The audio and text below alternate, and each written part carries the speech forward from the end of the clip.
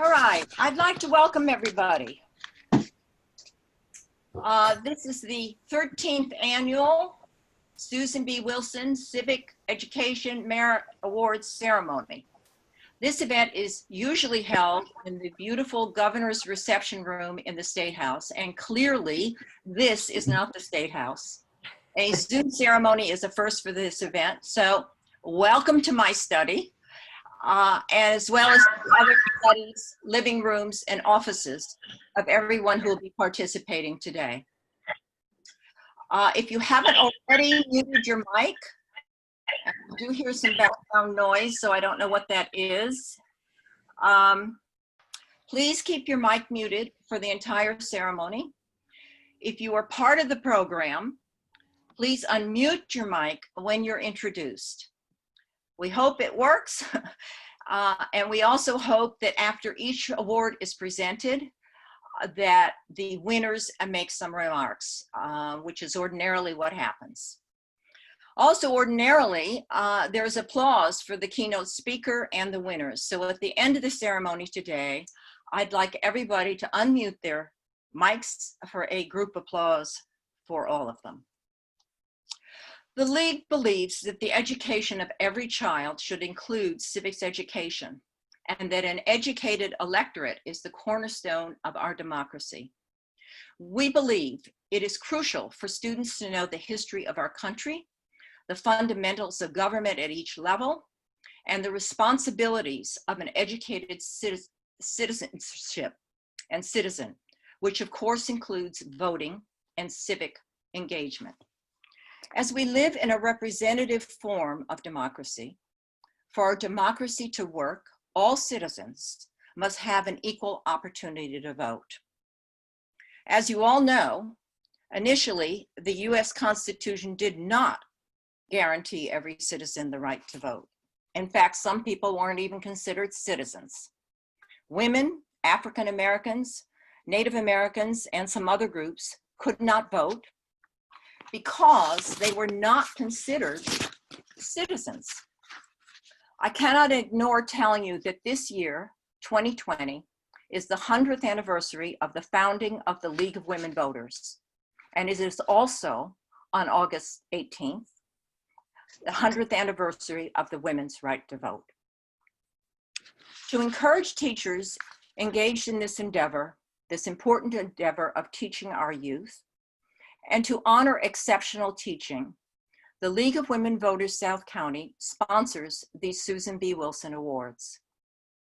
The intention of these awards is to honor 3 individual Rhode Island K-12 teachers, educators, or teams of educators whose teaching exhibits extraordinary ability and innovation and fulfills one or more of the following criteria: enriches students' understanding of their own civic rights and responsibilities, encourages student civic participation, brings relevance and context to pivot civic events, historic or current, affecting the United States on the national, regional, statewide, or local levels. And lastly, promotes understanding and appreciation of individuals who play a role in these pivotal civic events. So, who was Susan B. Wilson? She was a founding member of the League of Women Voters South Kingston, Narragansett, which is now the League of Women Voters South County. She was a passionate proponent for education and civic engagement. In 1964, she helped organize the local chapter of the League. And when Rhode Island switched from paper ballots to mechanical voting machines, she made sure voters knew how to use the new technology. We need her now in places like Georgia. I couldn't help myself from mentioning that. She held workshops for adults in local schools and was tireless in her work and commitment to voter service and education. In naming these awards in her honor, the League acknowledges the importance of her work and the values that she espoused. On her passing, Ms. Wilson bequeathed a generous donation to the League of Women Voters Rhode Island Education Fund. Funding for these three Susan B. Wilson Awards of $1,000, $500, and $250 respectively is provided by the Education Fund. The League is thrilled that here in Rhode Island, there has been a resurgence of interest in civics education, with last year the reconstitution of the Legislative Commission on Civic Education and the Rhode Island Coalition for Civic Education. This year, legislation has been submitted to mandate a year-long civics course as a requirement for graduation from high school. And this conveniently leads into my introduction of our keynote speaker. I am thrilled, really thrilled to be able to introduce our keynote speaker, Mr. Tom Kerr Vanderslice, who is ideally suited to talk about civic education in Rhode Island. Tom grew up and went to school in North Kingstown, and he has always worked to improve citizens and organizations' ability to participate successfully in the political process of our democracy. In 2014, he worked to build the financial and volunteer infrastructure for the Maryland State Controller's Campaign. Prior to that, he worked in government advocacy, first as a researcher for Common Cause Rhode Island, and then as the advocacy coordinator for a lobbying firm, Washington Strategic Consulting. For the past 8 years, Tom has been the program manager for Generation Citizen. For those of you unfamiliar with Generation Citizen, it is a nationwide nonprofit organization which hopes and works for ensuring that every student has access to an engaging and effective action civics education. Under Tom's leadership, Generation Citizen expanded across Rhode Island, partnering with schools and districts in a number of cities. With this range of experience, it should come as no surprise that over the past year, Tom has worked with the Rhode Island legislature to develop the Civic Literacy Act, House Bill 7577, which has been introduced this session. If passed, this bill would mandate that for the first time, all Rhode Island students would take a full year of civics course before graduating from high school. Tom recently became Director of External Affairs for Sophia Academy in Providence. He intends to stay engaged in efforts to return civics to all schools in Rhode Island. So Tom, you're on. Thank you very much, Nina, and thank you so much to the League of Women Voters. This is, I'm now finishing up my second week at my first new job in 8 years. So it's been a funny time, and it's an honor, and it's fitting that I think this will probably be my last keynote address as far as civics education goes, and it's with the organization has done so much in the state of Rhode Island to ensure that everyone is participating and that civic education continues to be a priority that we talk about in the state. I was listening to a NPR podcast recently on Radiolab, and they were talking about a 2011 it's called the World Value Survey. It's a survey that is done regularly over the years and across the entire world to assess how important the public thinks democracy is. Democracy as a concept, democracy that we can all live in. What they found is that, they found many things. One statistic that has stayed with me for couple weeks now is the fact that today, or in 2011, the most recent time they did this survey, less than a third of adults under the age of 30, I believe it was, think that living in a democracy is essential in America. a sixth of Americans would be fine with I think the framing of the question was a strong leader who doesn't have to abide by Congress's will. And these numbers are a huge drop from even 2 to 3 decades ago. And stayed with me because a third is also, it corresponds to the number of 12th grade students in America that can name all 3 branches of government. And so I don't think, while knowledge is something that we constantly talk about as sort of a troubling trend in the fact that young people are increasingly uninformed about how government works, what we don't talk nearly about is the trickle out effect on what that lack of knowledge has on motivation and has on how they view the essential nature of living in a democracy. Because why should they think it's essential to live in a democracy? What in their education would leave them under the impression that a democracy is a place where their voices can make a difference? As already has been stated, American democracy is historically one of exclusion. It's, only been 100 years since women had the right to vote. For the majority of our democracy's history, if you weren't a white man, you were not going to be able to cast a ballot or run for office. And for far, far longer than that, we enacted poll taxes or quizzes or tests to exclude millions of voices from our political system.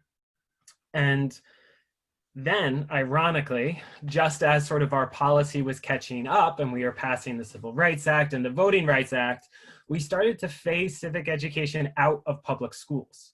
Right when we started to desegregate our schools, we also stopped teaching young people about government, or started to. And I mean, actually, there's good studies around this, this might be kind of coincidental. The stronger sort of affiliation is actually a huge science in the space race. And so we started really investing in STEM, and so it really dropped off our support of social studies historically. And that has expanded and expanded and expanded. And increasingly today, social studies in general is an ignored subject. And civics in particular is non-existent. And Rhode Island is a test case for this. In my entire time as a leader at Generation Citizen, the Rhode Island Department of Education had no full-time staff members who worked on social studies. They had multiple people who worked on math. They had multiple staff who worked on English. They even have a staff member who works on physical education. There's nobody in that department who focuses on social studies. And while civics and government is required in Rhode Island's grade span expectations, we've done, over my last 2 years at Generation Citizen, we did an informal survey of schools and districts across the entire state. And what we found is less than a half of middle and high schools are providing a mandated course on civics education. Many are providing a current events elective. Some are providing civics or law, but as a 12th grade elective that maybe 20 students take every year. And many, when we asked them, are you teaching civics, said, yes, we're teaching US history 2 to 3 times. And to our response was, well, that's phenomenal. And US history is a vital subject that we must teach. But to say that US history is civics actually cheapens both. Because if I take a US history course, probably I will not graduate knowing who my city councilor is. Or in fact, even knowing what a city council is. And when we look at trends, when we get down to trends around participation and voting at the local level, that bears it out even stronger. Right? Not only are our young people feeling increasingly disengaged and disempowered in the political system, they also are increasingly not informed about the one sort of level of government where they have the most power to enact rapid change in their lives. And so for a very long time, we worked alongside schools and teachers and districts to change that. Generation Citizen is part of a national movement of organizations, including Project Citizen here in Rhode Island, as well as many other across the country, that espouse the nature of action civics, which is that with very little effort, we can enact and establish student-centered, engaging, relevant, and empowering civic education programs that students will graduate from, not only learning about how their government works, but also leaving that class feeling empowered and feeling like they actually can make a difference in the functions of government. How that worked in our curriculum is that we allowed students to select an issue, any issue they wanted to, collectively as a class. Our only condition is that they had to reach unanimous consensus as a class that this was an issue they thought was important. After selecting an issue, students had to research, develop an action plan around how they were going to address it, and then actually spend a half a semester implementing that plan in their local community. And what the effect of that is that students left the school building. They testified at the State House. They met with their local city councilors. They drew in community leaders into their school and learned about initiatives that they had never heard about, even though they were happening on the very blocks that our students lived. They learned what neighborhood associations were, which I know seems random, but actually are incredible levers of political power in cities and are desperate for the voices of young people. And so they left this process increasingly feeling like making a positive change on issues that were deeply impacting their everyday lives was not actually this impossible task that they initially had thought it would be. And that is truly the purpose of a civics education. We can't just lecture students about the 3 branches of government, and we can't just lecture them that they should feel grateful to live in a democracy.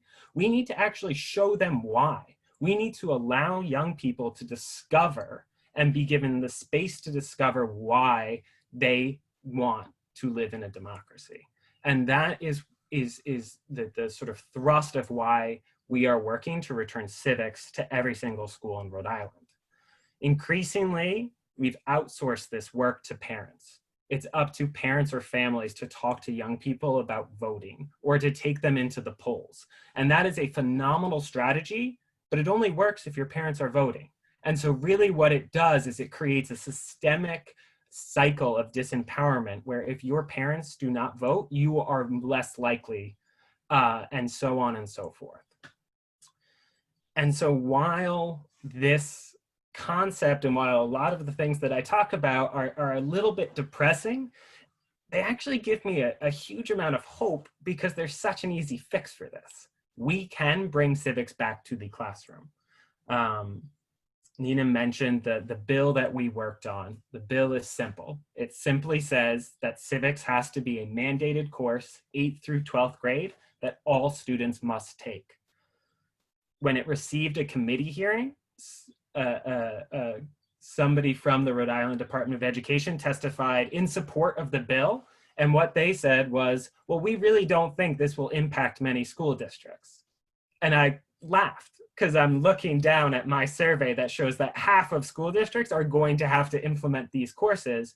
But the reality is this idea is so commonplace and so essential and that everyone supports it, that this person actually thought that everyone was teaching civics. And so we can support this bill, but we can also emerge as our own civic actors. I would encourage everybody here to reach out to your local school district, reach out to your administration and your school and your superintendents and ask them if they are teaching civics. Ask them if they have a required course in civics and ensure that they're not merely lumping lessons around the Constitution into what would replace a full year course that engages young people in their local democracy. We can advocate that all students receive a civics education that's not book or class bound, but rather is bound within their entire community and allows them to make an impact very early on in their lives as democratic citizens. And finally, we can live by example and advocate for radical change. Because what is the purpose of living in a democracy if you do not use the levers that have been given to us to see issues, to address them, and then to advocate to make changes in our society and recognize the power of our own voices. Thank you very, very much. Thank you, Tom. That's a real call to action. Okay, so now I need to figure out how to get back to, let me just say what is coming up next on the program is the presentation of awards. And so I need to try and find Deborah. Right here, Nina. Okay, Deborah, please take over from here. Thank you, Mr. Vanderslice. That was marvelous to hear. Thank you so much for that. And thanks to all of you for attending today. Each of our judges was asked to write an introduction describing the winners. When each of the winners has received their prize, as Nina said, we would welcome your remarks. So let's start with our honorable mention winner. It's now my pleasure to introduce Judge Kimberly Rawson. Ms. Rawson has taught at North Smithfield High School for 18 years. She teaches American government and AP US history. She also co-taught a class in Fundamentals of Social Studies. She was a Wilson Award winner in 2014. Ms. Rawson was a finalist for Rhode Island Teacher of the Year in 2018. Currently, she is pursuing a master's in administration at Providence College. Judge Rawson is going to introduce the Susan B. Wilson Honorable Mention winner for 2020. Thank you, Judge Rawson. I actually have the jury prize winner. Right.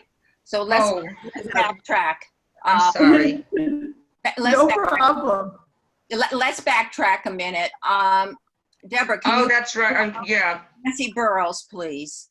Nancy Burrows. Can I introduce Nancy Burrows and we'll go back to Judge Rawson? Yes. Ms. Burrows was a dedicated member of the League of Women Voters for many years and a member of the League of Women Voters Education Fund.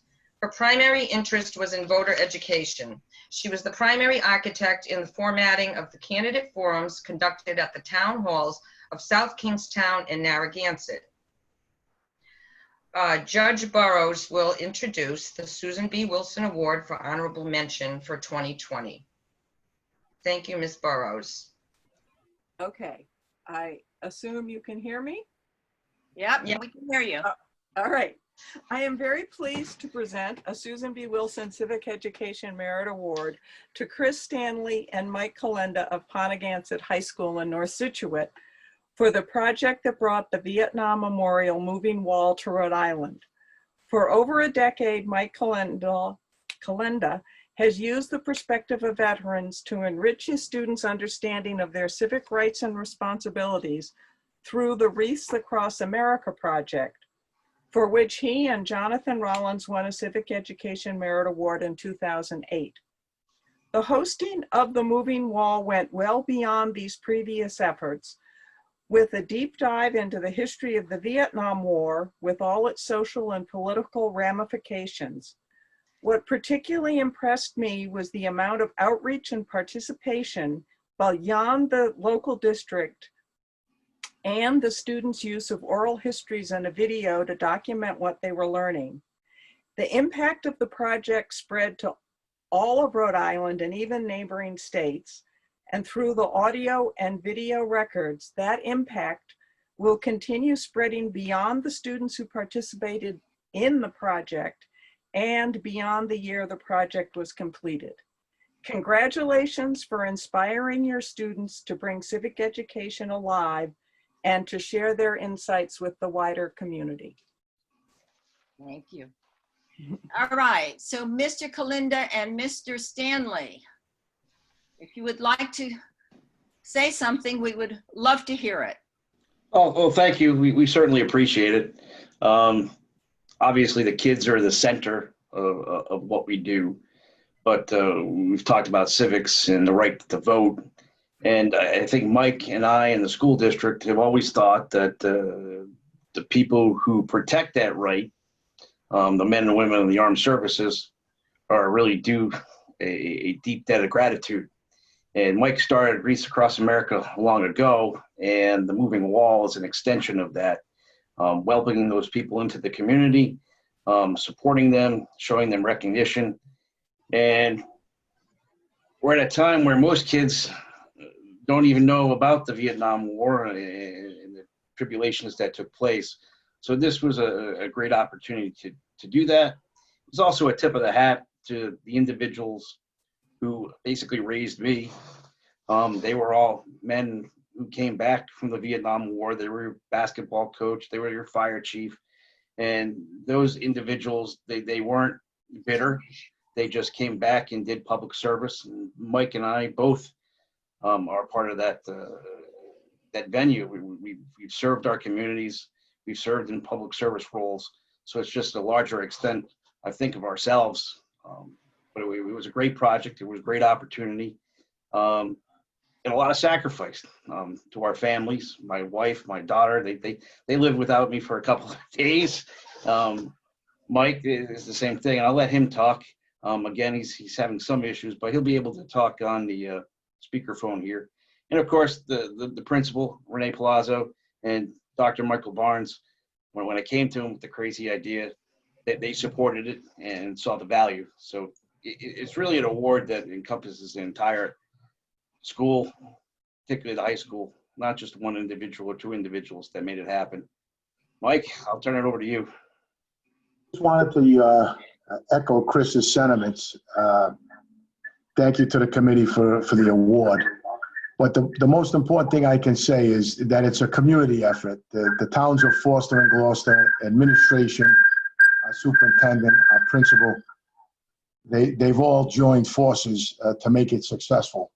The Reach Across America program was a nice acceptance to the Vietnam War, and there was a lot of nice connections. The biggest thing was the student involvement was our big focus. But thank you again to the committee, and it was a pleasure to work with Chris on his project. Thank you. Thank you. Are we ready to? Okay, so let me reintroduce Judge Rawson. As I said, she was a Wilson Award winner in 2014 and a finalist for Rhode Island Teacher of the Year in 2018. And she teaches at North Smithfield High School. And she is going to introduce the jury prize winner for 2020.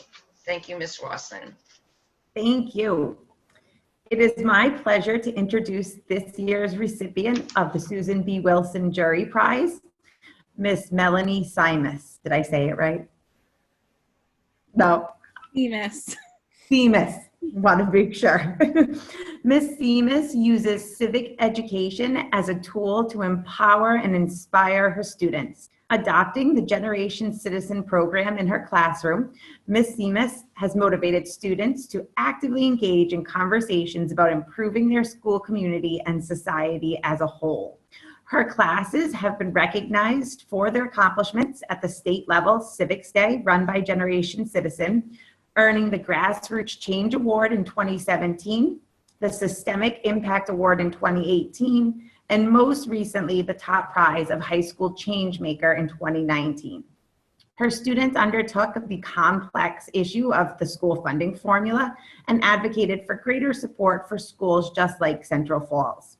The students' accomplishments under the direction of Miss Simas was recognized by Congressman David Cicilline, who visited her classes to discuss campaign finance reform. Ms. Simas creates opportunities for her students to research, comprehend, analyze, and discuss topics that the average citizen would struggle with. She is inspiring a future generation to learn more, think more, and advocate for real change. Not only is Melanie a leader in the classroom, she is also actively involved at the state level, advocating for civics education as fundamental for developing well-rounded future citizens. Her leadership, both in and out of the classroom, deserves recognition, and as a result, we are pleased to award Melanie Simas with the Susan B. Wilson Jury Prize. Congratulations, Melanie. Thank you. I actually wrote up something, so let me just pull that up. Thank you for this recognition. I believe it is important to remember that students are the future.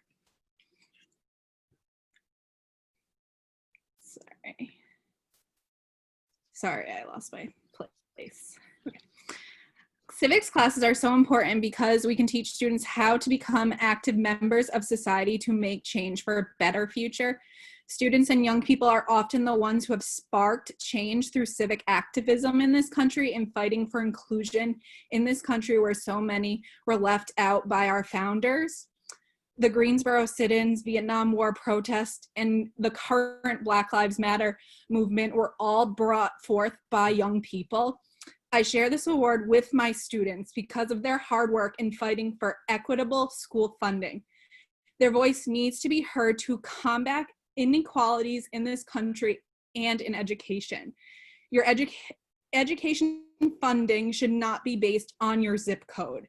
Every student deserves an equitably funded education, and that includes civics education for all, especially where they're learning how to make those changes to our government through their own action. I will continue to teach students that they can make changes to our country. Thank you, Ms. Seamus. Congratulations. Our third judge was to have been Mr. Harvey Perry. Mr. Perry became civically engaged as an activist against the Vietnam War and served for 2 years as a conscientious objector when he was drafted. He has been a peace, environmental, and political activist to some extent ever since. Mr. Perry worked for the Washington Trust Company for almost 40 years, leaving as senior vice president. He was charter board member of the Westerly Land Trust, serving as board chair for 20 years, during which he negotiated deals and raised the funds to acquire more than 1,600 acres of conservation land. He is also an honorary board member of the Rhode Island chapter of the Nature Conservancy, where he served as a trustee for 18 years. In light of the fact that Mr. Perry could not be here today, President Nina Rosamando will deliver his introduction for the grand prize winner of the Susan B. Wilson Award for 2020. Thanks, Okay. Nina. Standing in for Mr. Perry. It's my great pleasure to introduce this year's grand prize winners, Mr. Kevin Cordero, Mr. Mike McGugan, and Mr. David Sousa, all history teachers from the Trinity Academy for the Performing Arts in Providence. One might assume that this is Mr. Perry speaking, not me. One might assume that a school with the name of the Trinity Academy for the Performing Arts would excel at teaching the subjects of drama, acting, and other performing arts, but not to excel at teaching civics. However, it would be a mistake to make such an assumption about the Academy's civic education program. Its program is one of unusual excellence. The civics education program at Trinity Academy is overseen by a team of experienced and talented teachers who are servant leaders. The team is devoted to civic-minded education that empowers groups of people who have been historically oppressed as they seek to become involved in the civic lives of their communities. The program is designed to provide the vocabulary, tools, historic knowledge, and awareness of the cultural capital of the students so that they can understand their civic environment and then learn how to advocate for change within it. The Ethnic Studies program has brought into the Academy many outside experts, dignitaries, and other speakers to provide additional insight and information to the students. This and other aspects of the program has generated student inspiration and engagement. One of the unexpected and exciting consequences of this program has been a significant reduction in absenteeism. The authenticity and effectiveness of the civics program at the Trinity Academy for the Performing Arts has been proven by improved student academic performance, proficiency, and PSAT testing results. Also awards and recognitions of students and faculty, and most importantly, active civic engagement projects by its students. This program is eminently worthy of this year's Susan B. Wilson Grand Prize. Congratulations, Mr. Cordero, Mr. McGugan, and Mr. Sousa. I know a couple of you are here. Where are you? I think David and I are here. David, do you want to say something first?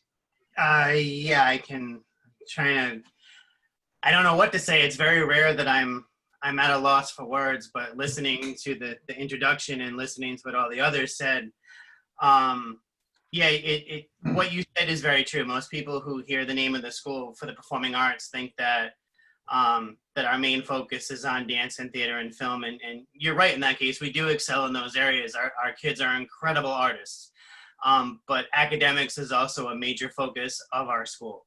Our kids are artists, our kids are academic, our kids are incredible.